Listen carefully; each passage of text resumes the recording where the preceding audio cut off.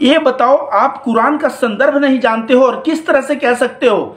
क्योंकि बीजेपी सरकार सत्ता में है और जो है आप अल्पसंख्यक मुसलमान कम संख्या में हैं, तो आप लोग हिंदू जो है ज्यादा संख्या में है। इसका मतलब ये नहीं कि मुंह खोल के बार बार बोला जाएगा कि कुरान की आयत बदल दो, कुरान की आयत बदल दो। पुष्पेंद्र कुलश्रेष्ठ, यति नरसिंहानंद, इन सारे जाहिलों से बोलूंगा कि एक बार स्टडी करो आप अथर्ववेद, एक बार स्टडी करो कुरान और तुम लोगों की बुद्धि खुल जाएगी।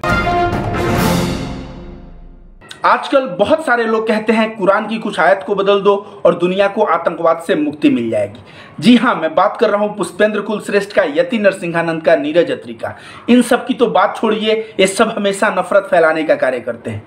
जग्गी वासुदेव सदगुरु जैसे आध्यात्मिक गुरु भी एक बार अपने प्रवचन में कहा है कि कुरान से कुछ आयतों को हटा दो और दुनिया को आतंकवाद से मुक्ति मिल जाएगी। तो मैं इन सबसे पूछना चाहूंगा, मैं पुष्पेंद्र कुलश्रेष्ठ से पूछना चाहूंगा, क्या आपने कुरान का अध्ययन किया है? यह पुष्पेंद्र कुलश्रेष्ठ जब भी मुंह खोलता है तो कहता है बिस्मिल्लाहिर्रहमानिर्रहीम और उसके बाद अपना भाषण देता है। ऐसे दिखाता है जैसे इसको कुरान का प्रकांड पंडित हो, लेकिन इसको कुरान का कोई नॉलेज नहीं। कुरान की आयत का नॉलेज अगर है तो शब्द पकड़ा है, पीछे का संदर्भ नहीं बताएगा ये बंदा।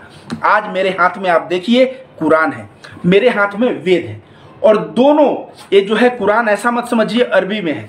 आप देखिए, एक तरफ अरबी और एक तरफ इंग्लिश में ये लिखा हुआ कुरान है। इसी तरह मेरे पास वेद है, वेद में भी आप देखिए संस्कृत और हिंदी दोनों में लिखा हुआ ये वेद है।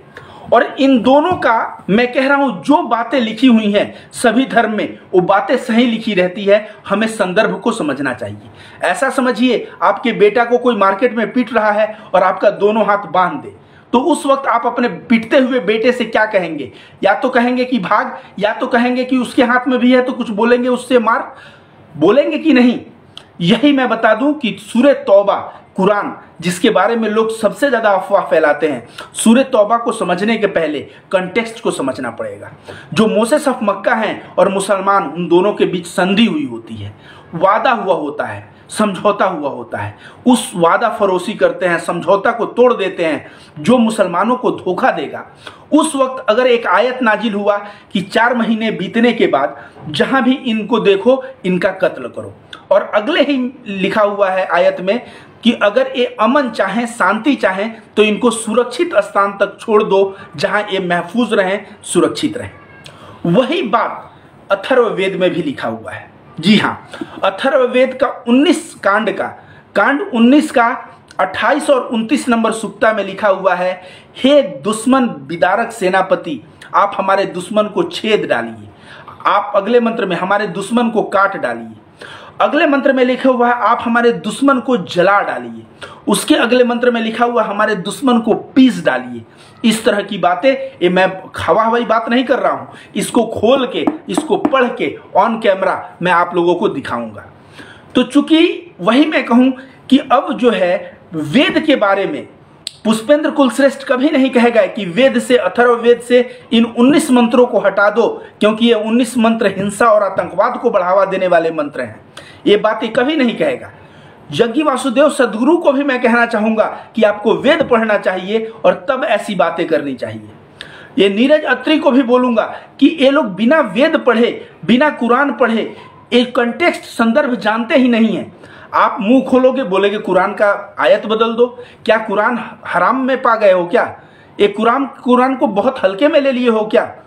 ये बताओ, आप कुरान का संदर्भ नहीं जानते हो और किस तरह से कह सकते हो?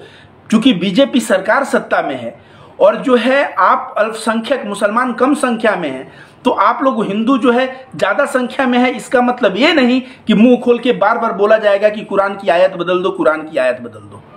दोस्तों, मैं आप लोगों के बीच अभी जो है अथर्ववेद का वो जो 19 मंत्र कह रहा हूं, वो 19 मंत्र को पढ़ के दिखाऊंगा। और उसके बाद दोस्तों आप सभी देख सकते हैं यहाँ अथर्ववेद भाग 2 लिखा हुआ है। यहाँ पे देखिए क्या लिखा हुआ है, 19 कांडम मतलब 19 कांड है। यहाँ पे देखिए क्या लिखा हुआ है, 28 दर्भमणि सूक्त। अब इसमें पहला मंत्र आप पढ़िए, हे पुरुष, आपकी लंबी आयु तथा तेजस्विता हेतु हम इस दर्भमणि को तुम्हारे शरीर के साथ बांधते हैं। यह दर्भमणि शत्रुओं का विनाश करने वाली तथा ईर्ष्या करने वाले शत्रुओं के हृदय को व्यथित करने वाली है। अगला मंत्र, मंत्र नंबर 2 पढ़िए। हे धर्मणे विदारक शक्ति, आप ईर्ष्या करने वाले शत्रुओं के हृदय प्रदेश को तथा मन को संताप से भर दें और उन शत्रुओं के घर परिवार जानवर इत्यादि सभी को सूर्य के तप्त से नष्ट कर डालें। अगला मंत्र पढ़िए, मंत्र 3। हे धर्मणे, आप ईर्ष्या करने वाले शत्रुओं को ग्रीष्म के सदृश तप्त करते हुए विनष्ट कर डालें। आप शक्तिशाली इंद्रदेव के सदृश आंतरिक और बाहरी क्षमता से शत्रुओं के हृदय क्षेत्र को विदर्ण कर डालें। आइए चौथा नंबर पढ़ते हैं। हे धर्मणे, आप द्वेषी शत्रुओं और बैर की भावना रखने वाले शत्रुओं के हृदय को भेद डालें। उनके मस्तकों को आप वैसे ही काट के गिरा दें जैसे पृथ्वी के त्वचा रूपी ऊपरी भाग को मानव घर बनाते समय काटकर फेंक देता है। उसके बाद देखिए मंत्र नंबर 5। हे धर्मणे, आप हमारे बैरियों को तथा सैन्य दल का गठन करने वाले शत्रुओं को विनष्ट कर डालें। संपूर्ण दुष्ट शत्रुओं को नष्ट कर दें और सभी विद्रोही शत्रुओं को तहस नहस कर डालें। हे धर्मणे, अगला 6 नंबर। हे धर्मणे, आप हमारे वैरियों को तथा हमारे लिए सैन्य बल गठन करने वाले शत्रुओं को छेद डालें। आप हमारे सभी शत्रुओं को विनष्ट करें और सभी विद्रोही शत्रुओं को विदर्ण कर डालें। आइए 7 नंबर पढ़ते हैं हम लोग। हे धर्मणे, आप हमारे वैरियों को काट डालें और हमारे निमित्त सैन्य दल का गठन करने वाले शत्रुओं का कर्तन कर डालें। आप हमारे सारे दुष्ट शत्रुओं को काट डालें और द्वेष भाव रखने वाले शत्रुओं का कर्तन कर डालें। 8 नंबर मंत्र देखिए दोस्तों। हे धर्मणे, आप हमारे वैरियों को हमारे निमित्त सैन्य बल गठन करने वाले शत्रुओं को तहस नहस कर डालें। आप हमारे सभी दुष्ट शत्रुओं को कर्तन कर और विद्वेषी शत्रुओं को तोड़ फोड़ डालें। 9 नंबर देखिए। हे धर्मणे, आप हमारे शत्रुओं को और हमारे निमित्त सैन्य बल एकत्रित करने वाले शत्रुओं को पीस डालें। हमारे सभी दुष्ट शत्रुओं को तथा द्वेष रखने वाले शत्रुओं को पीस डालें। और ये आखिरी मंत्र है। हे धर्मणे, आप हमारे वैरियों को वेदन कर डालें और हमारे लिए सैन्य बल संग्रहित करने वाले शत्रुओं को वेदन कर डालें। हमारे सभी दुष्ट और दुर्भाव रखने वाले शत्रुओं को एवं हमसे बैर रखने वाले शत्रुओं को आप व्यथित करें। तो दोस्तों ये 28 नंबर सूक्ता था। 29 नंबर सूक्ता भी थोड़ा देख लीजिए। हे धर्मणे विदारक क्षमता, आप हमारे शत्रुओं पर शस्त्र से आघात करें और हमारे लिए सैन्य दल एकत्रित करने वाले बैरियों को, दुष्ट शत्रुओं को एवं हमसे ईर्ष्या करने वाले को आप शस्त्र से आघात करके विनष्ट कर डालें। मंत्र 2 देखिए 29 सूक्ता का। हे धर्मणे, आप हमारे शत्रुओं को उच्छेदन कर डालें। हमारे लिए सैन्य दल को गठित करने वाले शत्रुओं को, दुष्ट शत्रुओं को और हमसे ईर्ष्या करने वाले शत्रुओं को उच्छेदन करके विनष्ट कर डालें। दोस्तों जाइए मत, अभी और कुछ श्लोका है, देख लीजिए। हे धर्मणे, आप हमारे शत्रुओं एवं हमारे लिए सैन्य बल एकत्र करने वाले को रौंद डालें। दुष्ट शत्रुओं तथा वैर भाव रखने वाले शत्रुओं को भी रौंद डालें। उसके बाद देखिए 4 नंबर। हे धर्मणे, आप हमारे वैरियों तथा हमारे प्रति सैन्य बल का गठन करने वाले का संहार करें और दुष्ट तथा ईर्ष्या की भावना रखने वाले शत्रुओं का विनाश करें। आइए अगले में। हे धर्मणे, हमारे विरोधियों और सैन्य दल तैयार करने वाले बैरियों को मंथन कर डालें। आप दुष्ट हृदय वालों और हमसे द्वेष भाव रखने वाले शत्रुओं को भी मंथन कर डालें। अगला देखिए। हे धर्मणे, आप हमारे शत्रुओं के अभिमान को एवं हमारे प्रति सैन्य बल गठन करने वाले शत्रुओं को भी चूर्ण करें। आप दुष्ट प्रकृति वाले तथा द्वेष भाव रखने वाले हमारे शत्रुओं के अभिमान को भी पीस डालें।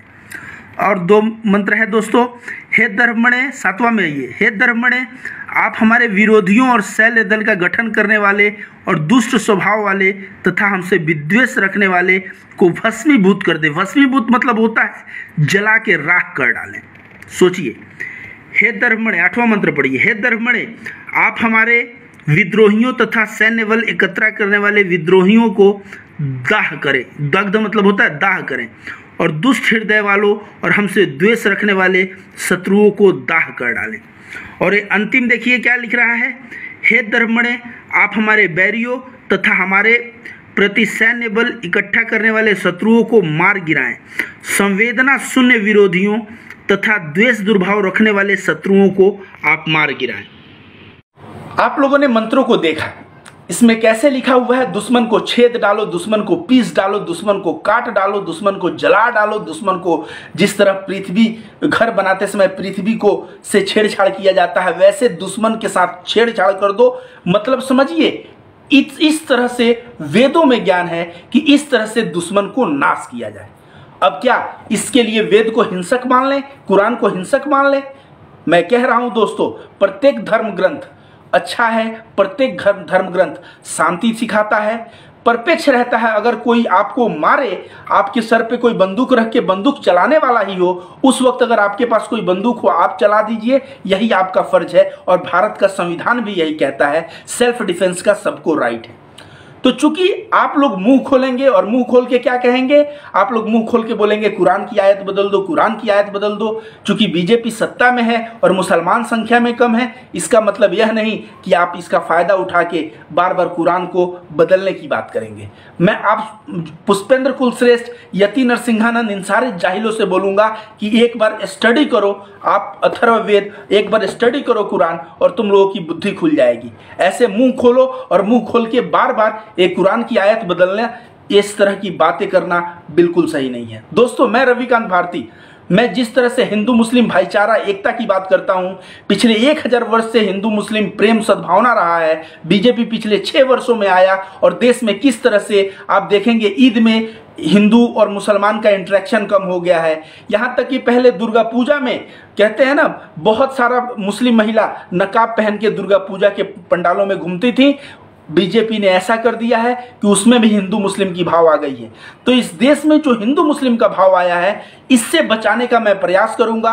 और जिस तरह से मैंने कुरान और अथर्ववेद इन दोनों के बारे में बात किया, इन दोनों की चीजों को आप लोगों के बीच पढ़ के बताया, वैसे ही मैं आगे अपना काम निरंतर जारी रखूंगा।